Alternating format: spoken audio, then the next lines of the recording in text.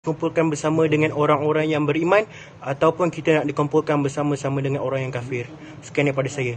Terima kasih.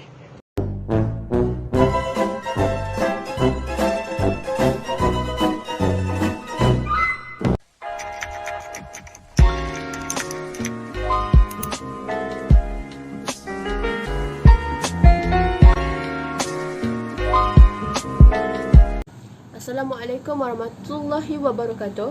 Kumpulan kami akan membentangkan sebuah tajuk iaitu kegilaan remaja terhadap golongan Korea.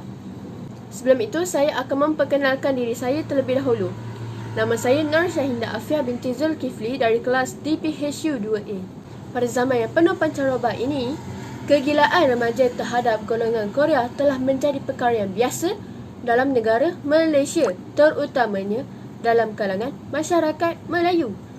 Gejala kegilaan remaja terhadap artis Korea telah menyebabkan mereka mengalami masalah psikologi yang serius yang dinamakan sindrom memuja selebriti atau singkatannya ialah CWS.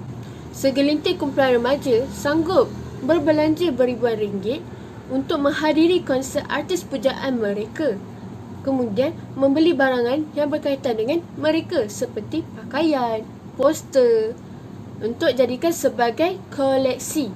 Antara artis Korea yang sering digilai ramai terutamanya kalangan remaja ialah EXO, BTS, Blackpink, Twice, Red Velvet dan lain-lain. Hushim Saleh yang merupakan pakar motivasi dan kaunseling mengatakan bahawa ramai remaja yang terbabit telah mengalami halusinasi, kemurungan dan hidup dalam khayalan seolah-olah artis terbabit mengenali mereka dan membalas cinta mereka.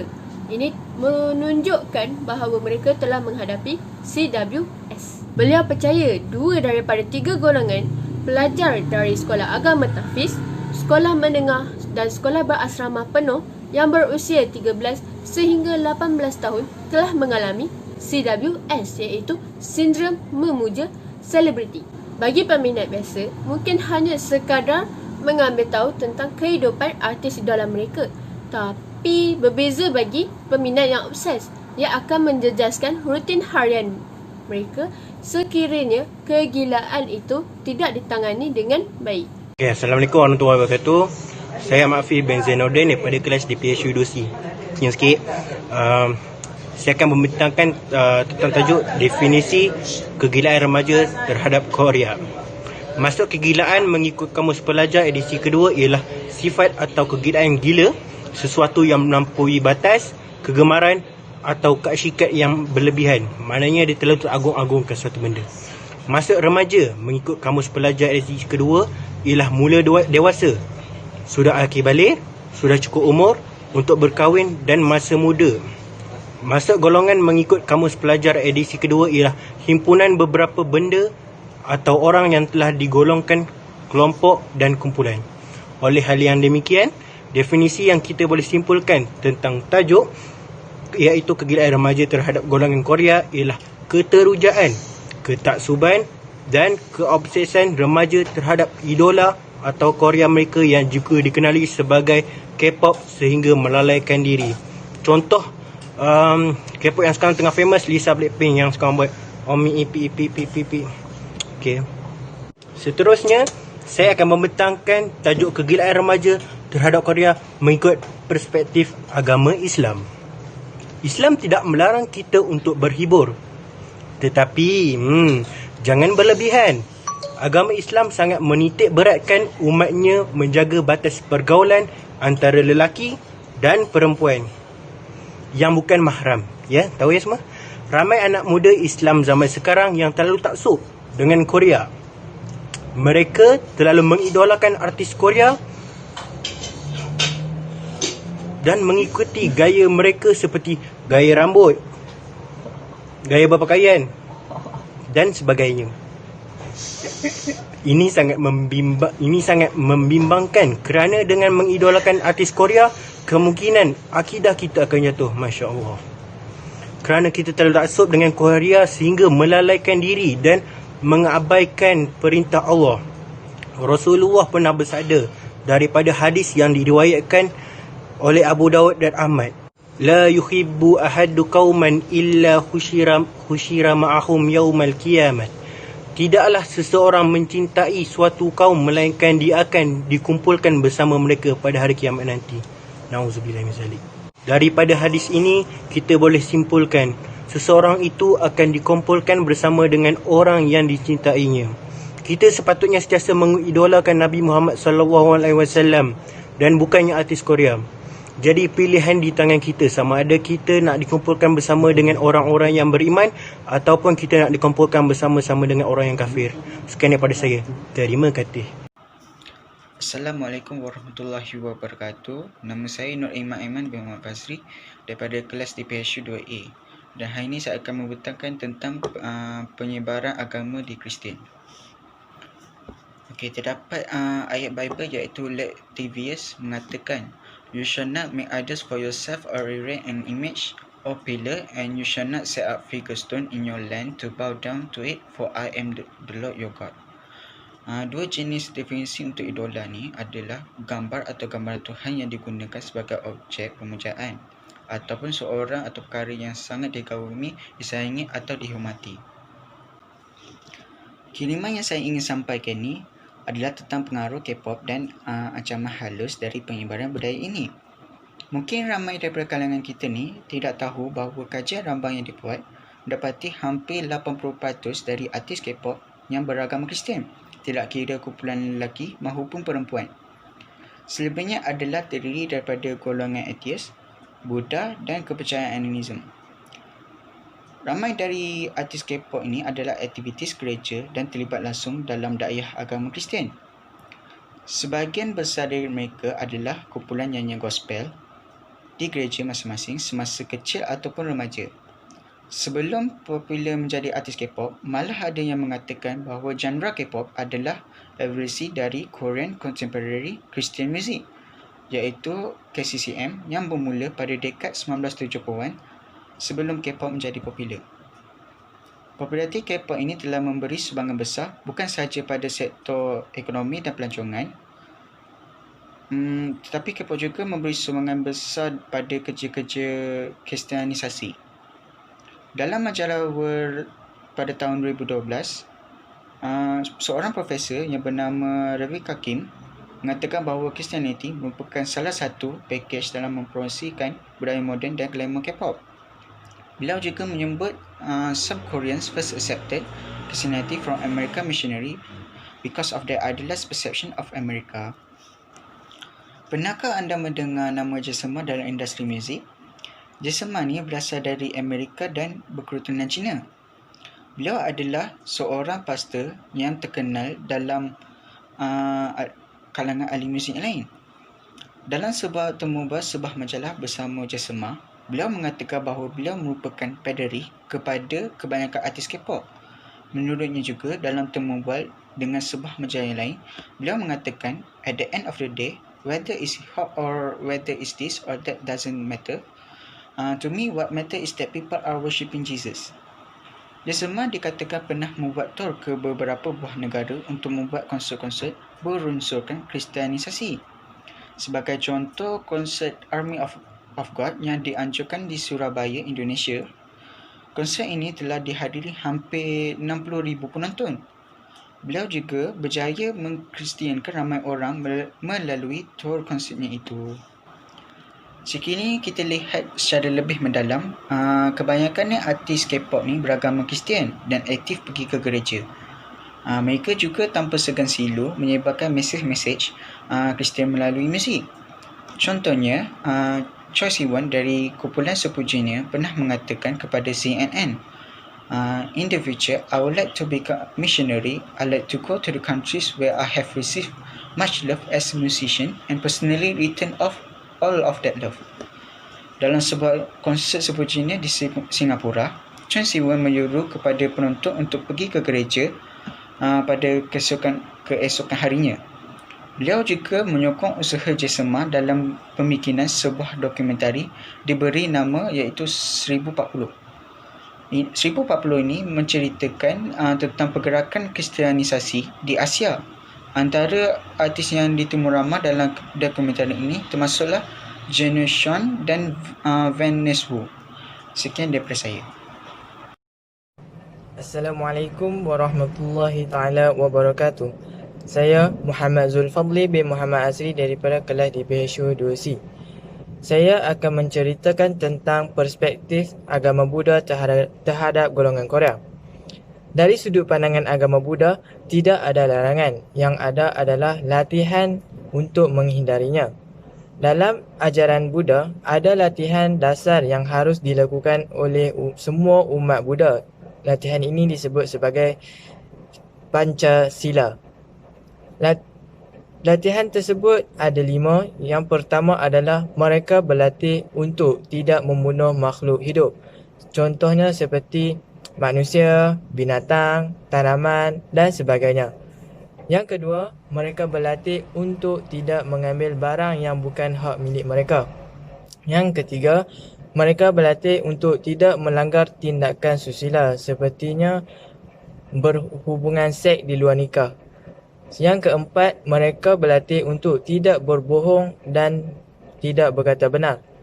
Yang kelima, mereka berlatih untuk tidak memakan dan meminum yang mengakibatkan lemahnya kesedaran dan minda sepertinya mabuk.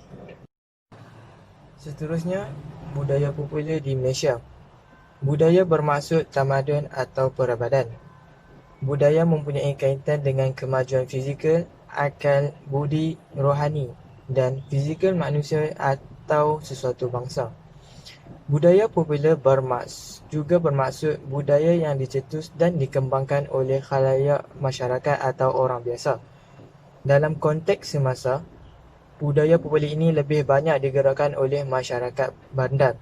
Budaya popular adalah budaya rakyat yang bersifat global.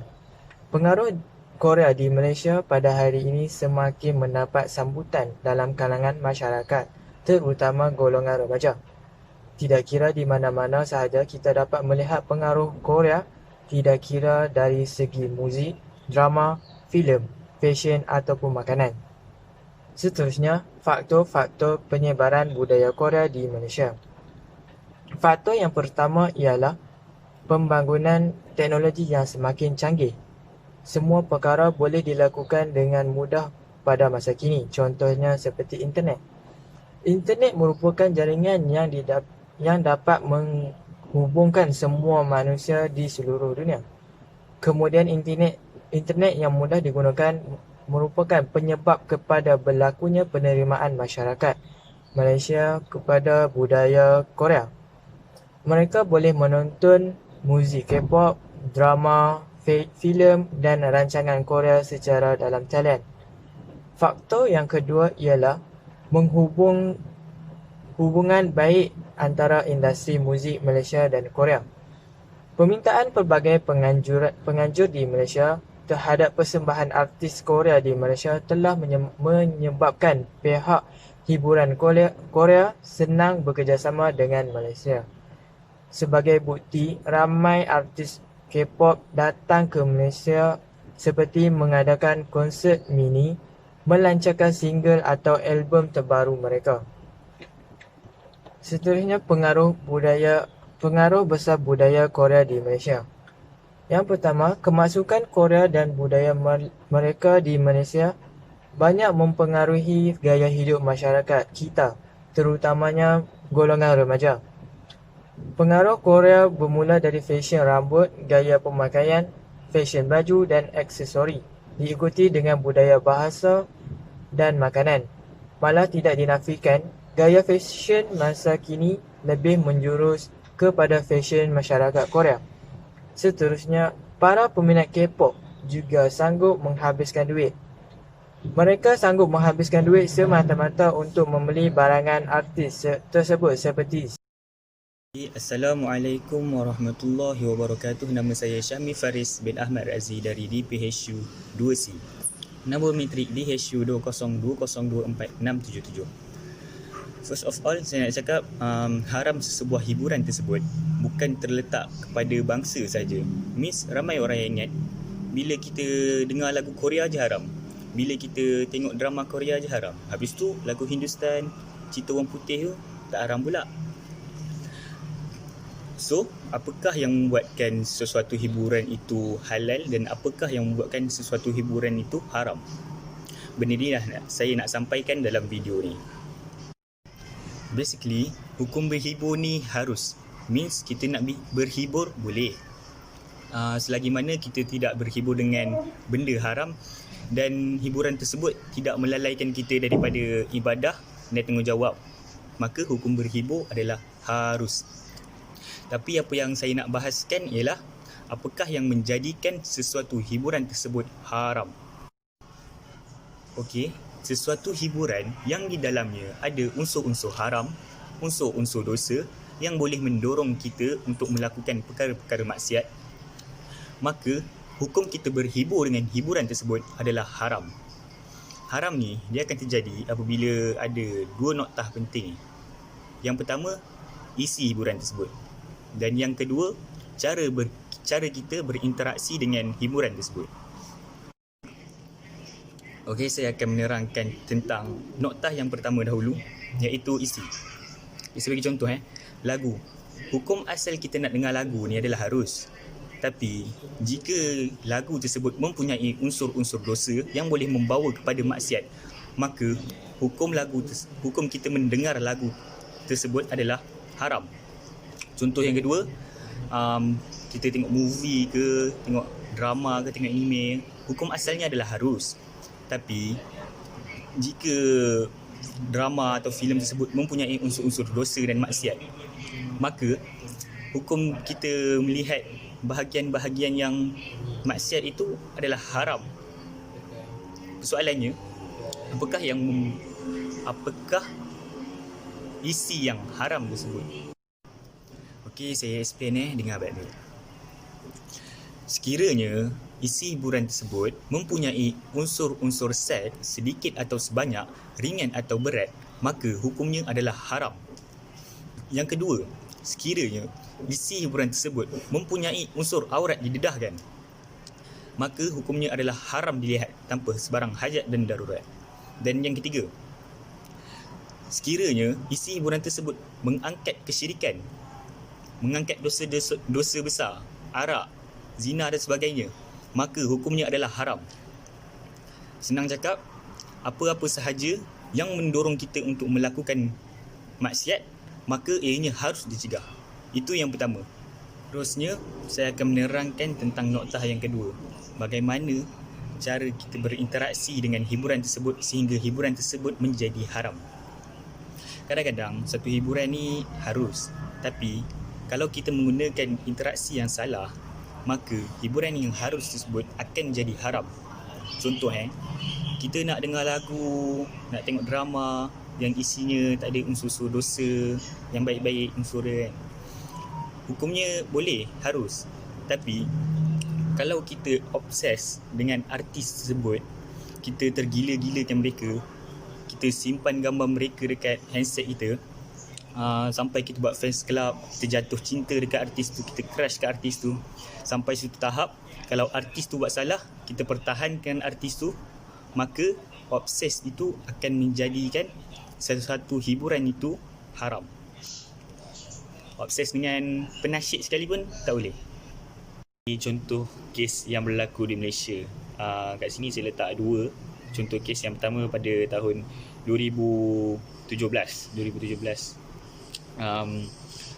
Mereka berkumpul di Sungai Kelang yang berdekatan dengan Masjid Jamek, untuk mengingati idola mereka yang telah pergi, iaitu Jong Hyun. Dan contoh kes kedua, pada tahun 2015, seorang artis Korea ini memanggil beberapa orang wanita naik ke atas pentas dan memeluk mereka. Okey, itu saja dari saya. Assalamualaikum warahmatullahi wabarakatuh. Assalamualaikum dan selamat sejahtera semua. Nama saya Muhammad Ishraf Iman bin Muhammad Fazli daripada kelas DPSU 2B. Hari ini saya akan membentangkan faktor pencetus dan kajian kes kegilaan remaja terhadap golongan Korea. Kita mulakan dengan faktor pencetus terlebih dahulu. Terdapat beberapa faktor pencetus kegilaan remaja terhadap golongan Korea. Antaranya adalah kecuaian ibu bapa. Pada zaman sekarang, segala maklumat ataupun info sangatlah mudah didapati di internet. Anda hanya perlukan telefon pintar dan anda dapat mencarinya. Semuanya di hujung jari sahaja. Rata-rata kanak-kanak yang berumur 12 tahun ke bawah sudah mempunyai telefon pintar sendiri dan ada pula yang sudah memakai telefon pintar yang mahal dan canggih.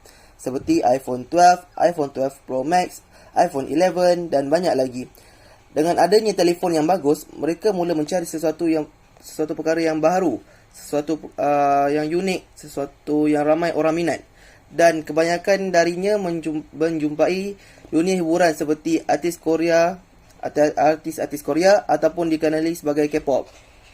Maka tidak hairanlah mengapa kanak-kanak zaman sekarang sudah mengikut jejak langkah artis Korea yang diminatinya sedikit demi sedikit, seperti mempergayakan pakaiannya, warnakan rambut, memakai rantai dan gelang dan banyak lagi.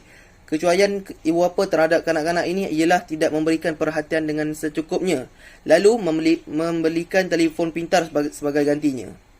Ibu bapa juga perlu kerap menyelidik telefon pintar anak-anaknya supaya anak-anaknya tidak terpengaruh dengan budaya lain seperti budaya artis Korea ini.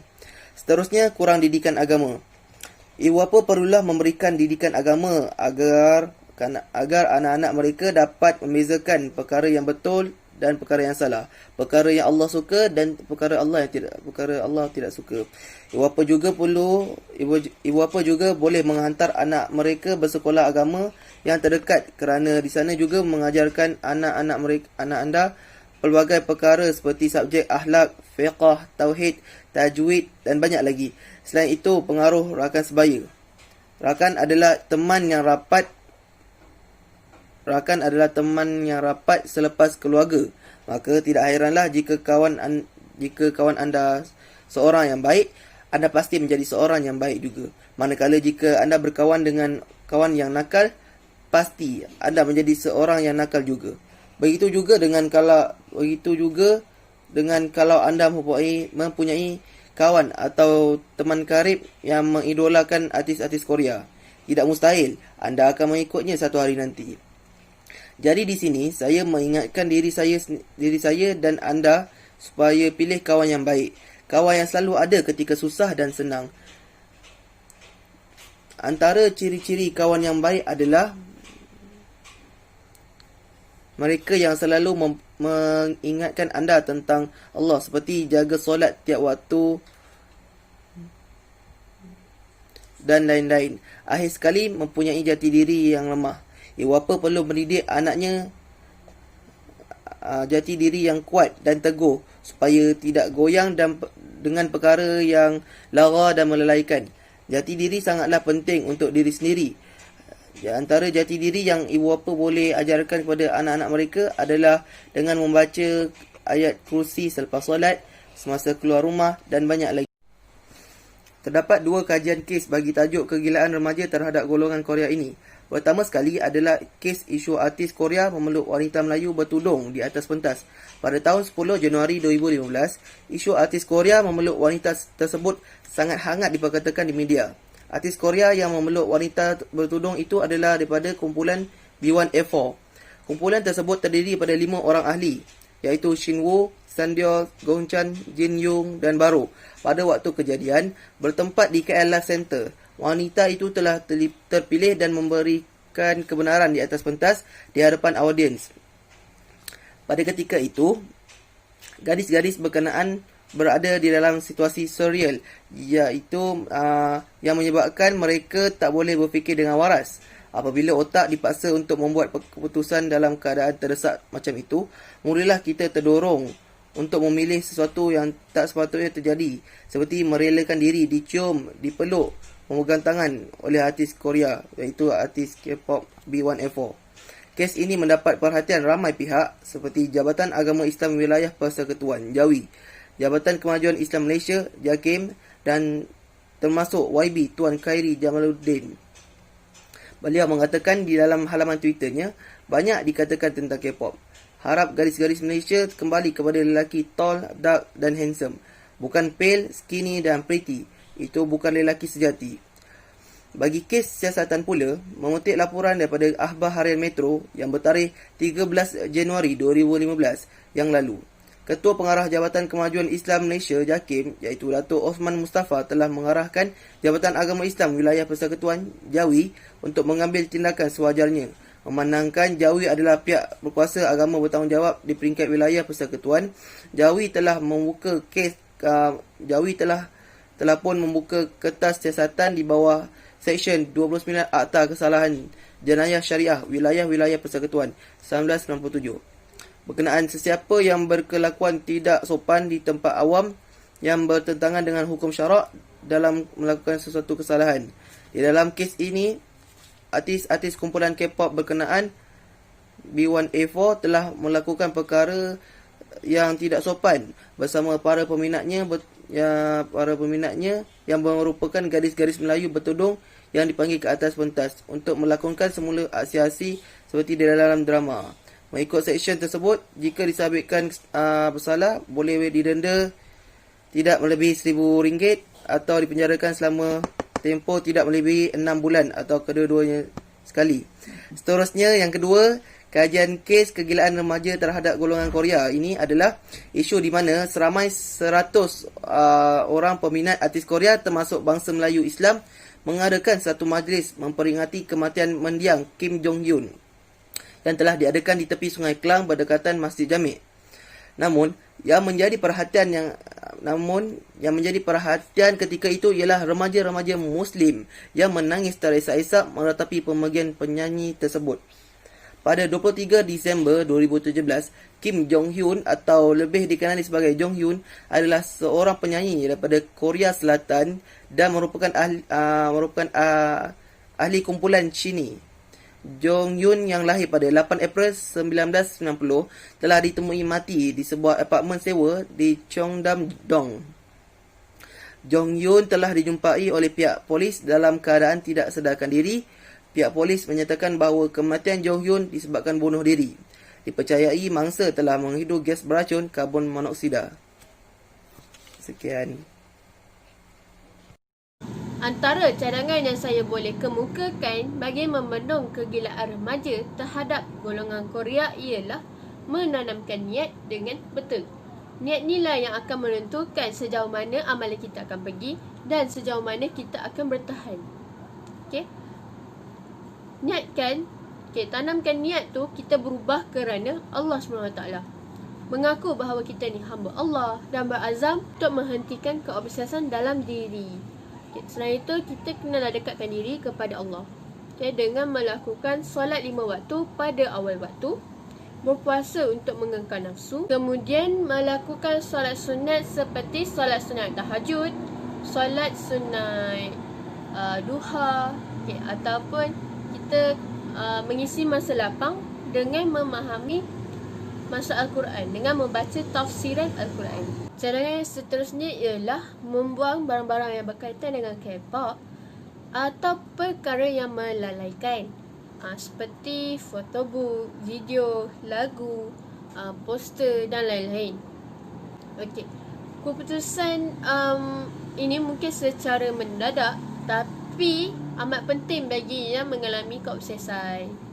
Okey, hal ini demikian kerana merupakan salah satu cara bagi membendung atau melawan keobsesan dalam diri. Okey, cara yang seterusnya ialah mencari kawan yang baik. Kawan yang baik kat sini ni bermaksud kawan yang mampu menegur kita jika kita lalai atau telah membuat kesalahan. So, kesalahan ni contohnya macam melewatkan solat. Okey, so kawan ni akan tegur kita. So, kita akan sedar apa yang kita buat tu adalah salah. Cadangan yang seterusnya ialah tanamkan sifat cintakan ilmu dalam diri. Okey, kita akan mencari ilmu di mana-mana sahaja. Ilmu ni penting, okey, untuk kita berfikir secara rasional. Okey, di mana kita boleh bezakan yang mana salah dan yang mana yang betul. Okay. Kemudian ilmu ini juga dapat melahirkan sifat yang matang dalam diri. Okey. Cadangan yang terakhir ialah menjaga akhlak. Okey, kita pelihara akhlak kita dengan menjaga batas pergaulan antara bukan mahram serta menundukkan pandangan. Bagi muslimah pula, menjaga aurat itu wajib. Okey, so jadi nak menjaga aurat kita tu kita kena laburkan tudung kita, memakai handsock untuk menjaga aurat pergelangan tangan, dan kaki juga merupakan aurat kita. So kita akan memakai stokin. Pemakaian tersebut dapat memelihara akhlak kita dan secara tidak langsung dapat menjaga perlakuan kita agar tidak terlalu obses dengan duniawi semata-mata.